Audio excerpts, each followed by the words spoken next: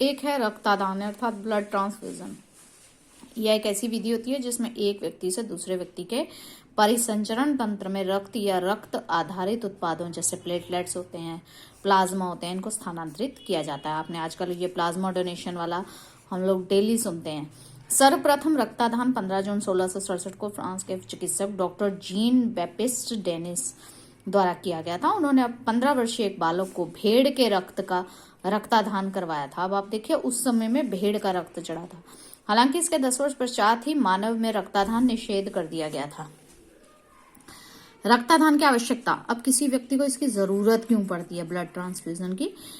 चोट लगने पर खून अधिक निकल जाए, शरीर में गंभीर रक्तहीनता हो जाए, यह किसी बीमारी के कारण भी हो सकता है या किसी थेरेपी के कारण भी हो सकता है। शल्य चिकित्सा यानी ऑपरेशन के दौरान, रक्त में बिंबाणु अल्पता की स्थिति में, डेंगू के समय में हमारे प्लेटलेट्स कम हो जाते हैं, उस दौरान बिंबाणु कम हो जाएं।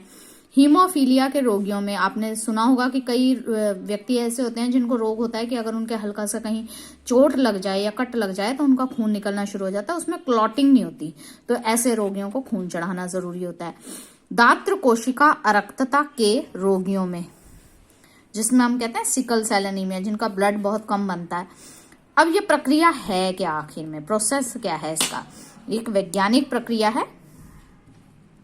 इसमें क्या होता है कि एक प्रक्रिया से पूर्व दाता के स्वास्थ्य का परीक्षण होता है। पहले तो आप जिसको ब्लड डोनेट करना है उसके स्वास्थ्य की पूरी जांचें होंगी कि वो पूरी तरह से स्वस्थ है या नहीं है।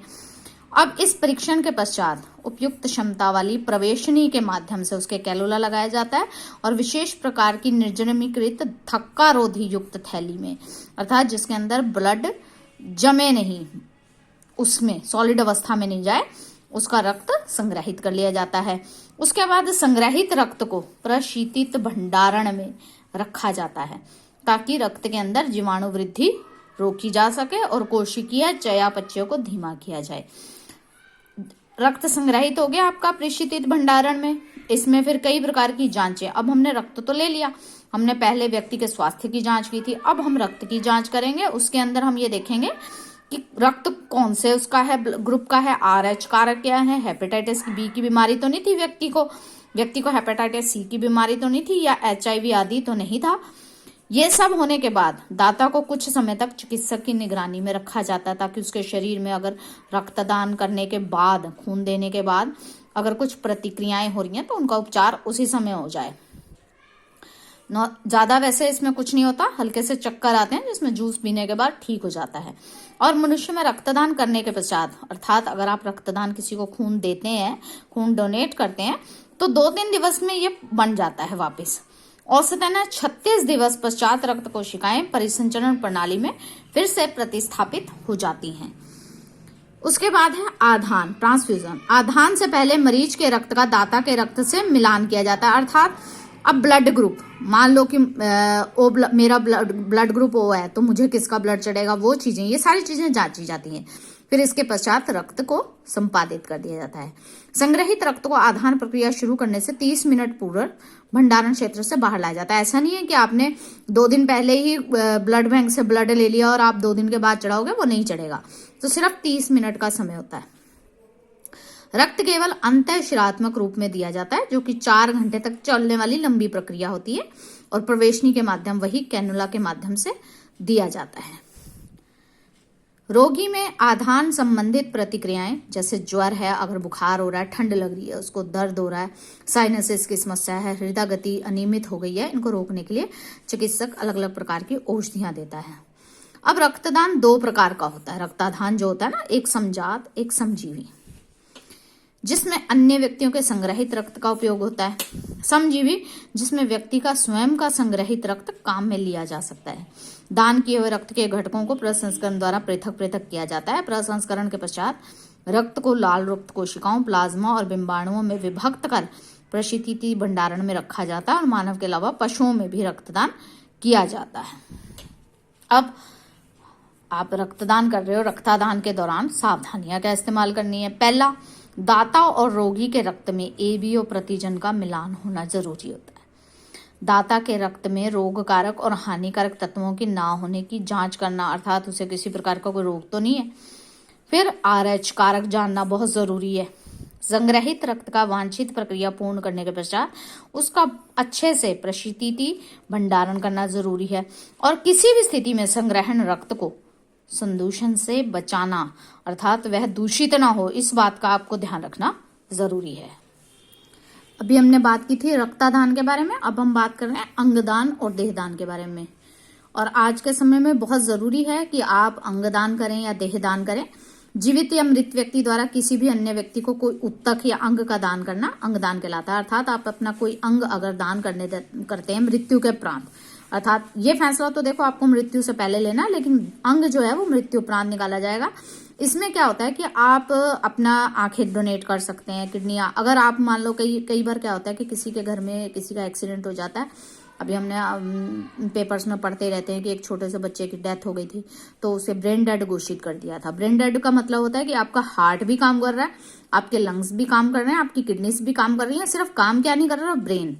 तो उसके माता पिता ने क्या किया कि उस बच्चे के जो अंग थे तो देहदान कर दी। देहदान करने से क्या हुआ, सारे अंग डोनेट हो गए। अब वो अंग अलग अलग व्यक्तियों को लगा दिए गए। उससे क्या हुआ कि हम ये कहते हैं कि जब हम आपने देखा हो कि कोई व्यक्ति आंखें डोनेट करता है तो ये कहता है कि मैं अपनी आंखों के माध्यम से मरने के बाद भी दुनिया को देखूंगा। तो अंगदान करने से भी तो आप वही करेंगे। दाता द्वारा जो दान किया जाता है वो ग्राही के शरीर में प्रत्यारोपित कर दिया जाता है। अंगदान से दूसरे व्यक्ति की जिंदगी को ना केवल बचा सकते हैं और खुशहाल भी बना सकते हैं। किसी के फेफड़े खराब हो रहे हैं, अगर आप देते हैं तो उसके फेफड़े सही हो जाएंगे। और ज्यादातर क्या होता है, अंगदान दाता की मृत्यु के पश्चात ही होते हैं। एक निष्प्राण देह में करीब 50 जरूरतमंद लोगों की मदद की जा सकती है। आप देखिए कितनी बड़ी बात है, निष्प्राण देह में 50 लोगों की हम, अर्थात अगर मेरा शरीर है, मेरे इस शरीर से मैं 50 लोगों की मदद कर सकती हूँ। तो देहदान बहुत महत्वपूर्ण है। बच्चे से लेकर 90 वर्ष तक के बुजुर्ग भी अंगदान और देहदान करने में सक्षम होते हैं। इसका महत्व क्या है कि प्रकृति की सबसे सर्वोत्तम कृति है हम, और यह कृति किसी भी स्थिति में स्थायी नहीं है, अर्थात मृत्यु निश्चिंत है। भारतीय दर्शन में भी कहा गया है कि मानव देह वायु, पानी, मिट्टी, अग्नि और आकाश यानी पंच तत्वों से निर्मित है और ये उसी में समाहित भी हो जाएगी। अब प्रश्न ये है कि क्या कोई ऐसा तरीका है जिससे हम इसका अस्तित्व लंबे समय तक बनाए रखें, अर्थात हम लंबे समय तक जिंदा रहें। कहा भी गया है कि पशु मरे मनुष्य के 100 काम सवारे, अर्थात यदि पशु मर जाता है ना तो मनुष्य के 100 काम सवार के मरता है, और मनुष्य मरे किसी का काम ना आवे। तो ये कहावत हम क्यों अपने पर सटीक होने दें कि मनुष्य मरता है तो किसी का काम ही नहीं आता। अतः आवश्यकता है कि मनुष्य मृत्यु पश्चात प्राणी मात्र के काम आए, और यह तभी होगा जब हम दूसरे व्यक्तियों में जीवित रहेंगे। हमारी आंखें, गुर्दे, यकृत सभी अंग हमारी मृत्यु के पश्चात किसी जरूरतमंद के जीवन में सुख लाएंगे, और इस दान को हम कहते हैं सात्विक दान, जो कि सबसे सर्वश्रेष्ठ और सबसे पवित्र कहा जाता है। अंगदान जो है ये बहुत बड़ा पुण्य है। भारत में करीब 2 लाख गुर्दे दान करने की जरूरत है। मतलब कई लोग ऐसे हैं जिनके गुर्दे खराब हैं, और प्रतिवर्ष 7,000 से 8,000 गुर्दे ही मिलते हैं केवल। आप देखिए 2 लाख की जरूरत है और हमें सिर्फ 7 से 8,000 ही मिल रहे हैं। इसी प्रकार 50,000 लोग जो हैं हृदय प्रत्यारोपण चाहते हैं। 50,000 लोगों को दिल देने की जरूरत है, पर कितनी है हमारे पास, 10 से 15। और हर वर्ष 50,000 यकृत की भी आवश्यकता है, जो कि केवल 700 ही मिलते हैं।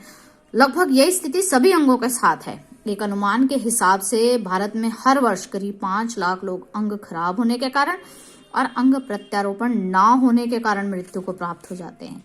और देहदान भी ऐसा ही है। मृत देह से अंग निकालकर जरूरतमंद लोगों को दे दिए जाते हैं, और मृत व्यक्ति से ऐसे लोगों को किया जाता है जिसकी दिमागी, जो कि मैंने पहले भी आपसे कहा था कि वो व्यक्ति ब्रेन डेड हो।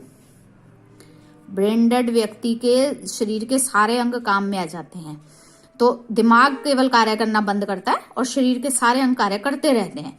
तो जिस व्यक्ति की ब्रेन डेथ होगी ना, उसके हृदय, यकृत, गुर्दे ये सभी अंग हम जरूरतमंद व्यक्तियों को दे सकते हैं। लेकिन अगर किसी और कारण से मृत्यु हुई है, जैसे किसी बीमारी से हुई है या हार्ट अटैक से हुई है, तो ऐसे में ये चीजें नहीं आएंगी। ऐसे में सिर्फ नेत्र आएंगे, काम, आंखें काम आएंगी। और मृत्यु से 6 से 8 घंटे के भीतर देह से नेत्रदान को इस्तेमाल कर सकते हो। और शिक्षा ग्रहण करने वाले विद्यार्थी मृतदेह पर परीक्षण प्राप्त करके बेहतरीन चिकित्सक बनते हैं। अब हमने कहा कि देह पर, आपने देहदान क्यों कहा हमने? क्योंकि जितने भी हमारे डॉक्टर्स होते हैं ना, जब ये मेडिकल स्टूडेंट्स होते हैं, ये इसी पर परीक्षण करेंगे, ये जीवित व्यक्ति पर परीक्षण नहीं करेंगे। मृत मानव की देह पर जब ये लोग कार्य करते हैं तो उसकी देह को जो है वो भली भांति समझ पाते हैं। तो देहदान भी बहुत जरूरी है मेडिकल कॉलेज को। और इसमें क्या है, प्राचीन रूढ़िवादी मान्यताओं के कारण भारत में अंगदान करने वालों की संख्या 10 लाख व्यक्तियों में 0.8 है, जबकि विकसित देशों में 10 से 30 है। ऐसे में जरूरी है कि अंगदान और देहदान करें। अब वही सबसे बड़ा सवाल है कि भाई अंगदान और देहदान कौन कर सकता है? तो कोई भी व्यक्ति हो, भले किसी भी धर्म, जाति, लिंग का हो, अंगदान और देहदान कर सकता है। 18 वर्ष से कम आयु के व्यक्तियों के लिए माता पिता या कानूनी अभिभावक की सहमति जरूरी होती है और अपने जीवन काल में 2 गवाहों की उपस्थिति में लिखित सहमति प्रदान करनी चाहिए। यदि मृत्यु पूर्व ऐसा नहीं होता है तो अंगदान व देहदान का अधिकार उसके पास होगा जिसके पास शव का विधिवत आधिपत्य होगा। तो भारत में अंगदान व देहदान कानूनी रूप से मान्य है। प्रतिरक्षा में प्रयुक्त होने वाली कोशिकाएं कहाँ पाई जाती हैं, कहाँ नहीं पाई जाती? देखो, प्रतिरक्षा में प्रयुक्त होने वाली कोशिका अस्थि मज्जा में तो पाई जाएंगी क्योंकि वहां खून बनता है, यकृत में भी होंगी, लसिका पर्व में भी होंगी, लेकिन अमाशय में वो नहीं होंगी। प्लाविका कोशिका निम्न में से किस कोशिका का रूपांतरित स्वरूप है? प्लाविका बी लसिका कोशिका का। एंटीजनी निर्धारण निम्न में से एंटीजन किस में होते हैं? प्रतिजन के अंदर। प्रथम उत्पादित प्रतिरक्षी है आईजीएम। और माँ के दूध में, हमने शुरू में भी आपको कहा था कि ये जरूर याद कीजिएगा, माँ के दूध में जो बच्चे की प्रतिरक्षी प्रणाली बनाता है वो होता है आईजीए। कौन सा होता है? आईजीए। रक्त में निम्न कौन सी कोशिकाएं नहीं पाई जाती हैं? उपकला कोशिकाएं नहीं पाई जाती हैं। रक्त का विभिन्न समूहों में वर्गीकरण किसने किया था? कार्ल लैंडस्टीनर ने। किसने? कार्ल लैंडस्टीनर ने। सर्वदाता रक्त समूह जो सबको दे दे वो है ओ।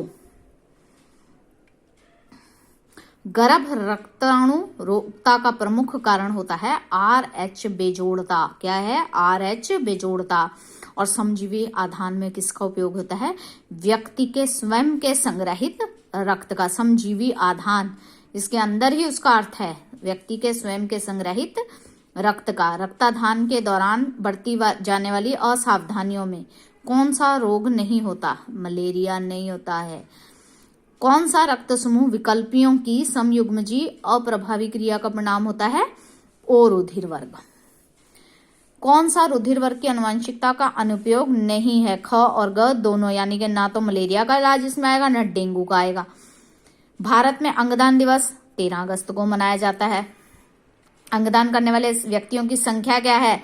0.8। कितना है? 0.8।